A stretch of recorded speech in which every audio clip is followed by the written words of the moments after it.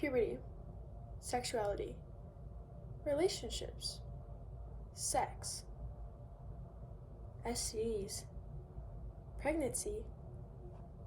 I'm going to educate you on why I believe schools should teach sex education.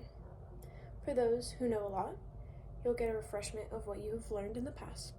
For those who know a little, it'll really get you thinking, and maybe you can use the information that you've learned here today or new information you decide to look up to help those around you and yourself. The main points I will be talking about today is the levels of education, the benefits, and abortions. Now, I believe education would start at different stages of life. In elementary school, you'll learn about the anatomy and the body. You'll also learn the right and wrong, what's safe touch and what is not safe touch, as well as they'll learn that they have the right to privacy. In middle school, you'll learn about bodies changing and what you can expect. For females, body takes shape. You have increase of fat in the butt, stomach, and legs. You get acne and you start periods. Boys, your voice changes. You can have unexpected erections, fluctuating hormones, acne, and new emotions.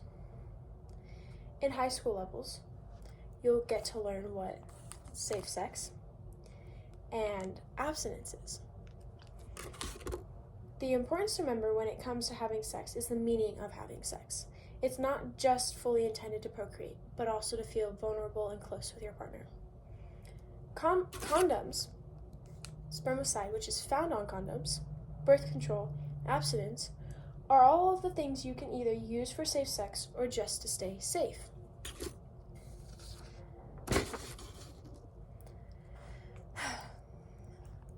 Now, a common risk behavior in adolescents and the early initiation of unprotected sex that exposes adolescents to unplanned pregnancies or sexually transmitted infections. Schools are an ideal place to strengthen adolescents' sexual knowledge and modify their behavior, guiding them to exercise responsible sexuality. Now, teaching education can have its benefits, so let's talk benefits. This book really gives you an insight of sex and then what you can see during sex, not like during, but also as well as STDs and STIs and the caution you should know before having sex. It also can tell you how to prevent STDs and STIs. A simple prevention is just don't have sex. I'm kidding. Just be educated on the dangers of STDs and STIs before running off to have sex. In 2021, the CDC reported 26 million new STIs in 2018, half from youth aged 15 to 24 in the US. Now, gonorrhea, syphilis, and chlamydia were the top 3 reported STD cases in 2021. Another benefit is preventing accidents, like unwanted pregnancies, or sending the unborn or the born child into a foster care system where those are overflowing and you can see abuse in some of them. That's not where a child should live their life. Preventing life-threatening situations like homemade abortions. Deaths from unsafe abortions. The World Health Organization estimates that 30 women die for every 100,000 unsafe abortions in developing regions, while 220 women die for every 100,000 unsafe abortions in developing regions where abortion access is limited or impossible. At least 22,800 women die each year from unsafe abortions. Per a 2018 report, I'm going to say this name wrong, Guttmacher Institute, a reproductive health research and policy nonprofit, the researchers analyzed death information available for the year 2014. From BMC Public Health, Volume 21, Number 1. For teachers, the outcome was knowledgeable of comprehensive sexuality education, which includes knowledge of gender, adolescence, pregnancy prevention, contraceptive use, and sexually transmitted diseases. For adolescents, the outcome was sexual debut, which was measured by self-report of their first sexual intercourse. Now, no to little education can lead to negative results.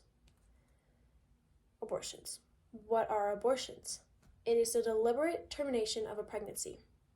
Laws. These depend on each state. As you can see here, I have a color-coded map of where it's legal. Red is where it's legal. Red is where it's illegal. Green is where it's legal. And orange is where there's a gestational limit of 6 weeks to 18 weeks. If you go past 18 weeks, that means you cannot get an abortion. If you find out between 6 weeks or before 6 weeks, you cannot get an abortion. It's only strictly between 6 to 18 weeks. In the states that are allowed, some states only allow abortions up to endangerment, rape, or incest, whereas the states that don't allow it will refuse at any cost. They basically don't care, in a sense. It's just not allowed. Now, if you do live in a state that allows it, you can go to universities. They have helped students receive abortions through their student health programs. And from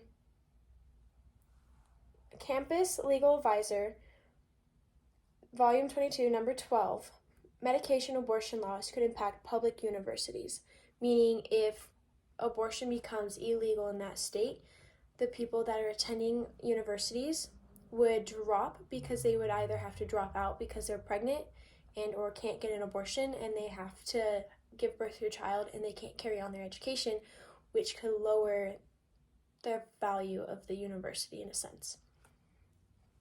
And you can also receive abortions through Medicaid. Fortunately, not everyone can afford Medicaid. I taught you education, benefits, and abortions. Purity, sexuality, relationships, safe sex, no STDs, and no pregnancies. Dennis Rodman said, "If you're going to have sex, use a condom."